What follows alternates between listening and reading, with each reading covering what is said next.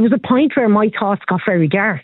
It was like, when I die, do they die too? If you were listening to yesterday's show, you'll know I spoke to Tony Murray from the Before We Die campaign, and he got in touch with us here to tell us about his concerns for his 42-year-old daughter, Aoife. Aoife has a very rare syndrome. She would be more like an average 3 to 4-year-old in some ways, and she needs constant care. It's a full-time job for myself and my wife. And the worry for every parent when they have a child with special needs, who's going to look after Aoife when we're no longer able to care. They're not addressing the problem, and cynically then they just turn, well, the parents will do it. Actually today, when I was in the Dáil, I got a text message from a parent. She had just left her daughter in A&E and walked out. She can't do it anymore. The sad reality that I've learned in the past 24 hours is that listener's not alone.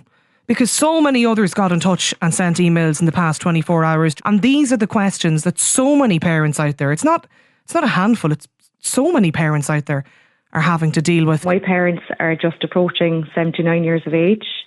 And my mum's mobility wouldn't be great, so my dad would be my brother's main carer. He has cerebral palsy. He's turning 40 this year, and he is fully physically disabled. So he relies on my dad to fully care for him. So my parents are doing the state's job for them, really. They're saving them millions. And it's that breaking point now at the moment. I'm terrified one day that I'm going to get a call to say something has happened to my dad, and this will be the death of him. That's what it feels like living like this. We can't wait for a crisis to happen. The crisis is now.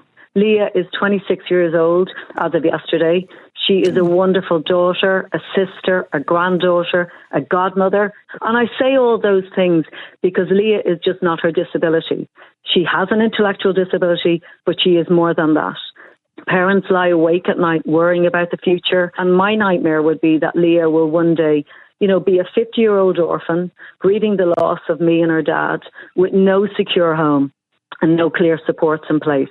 And I don't think any parent should have to carry that fear. My two teens are 15 and 16, both special needs. My son in particular will never be independent.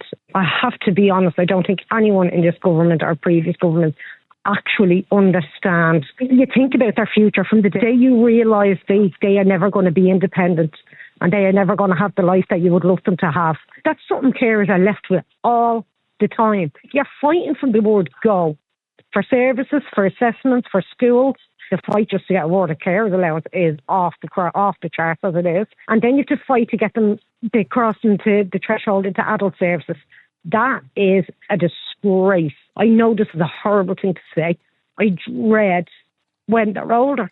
I dread it because I dread if I'm not able to be there for them.